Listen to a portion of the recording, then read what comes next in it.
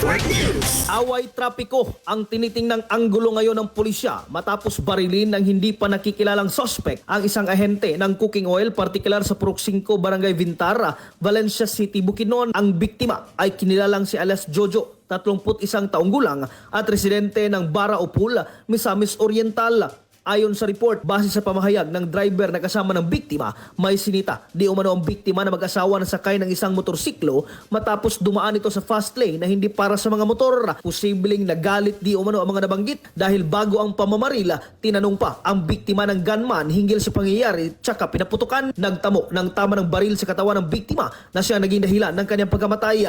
Tumakas naman ang mga sospek sakay ng isang motorsiklo palayo sa lugar.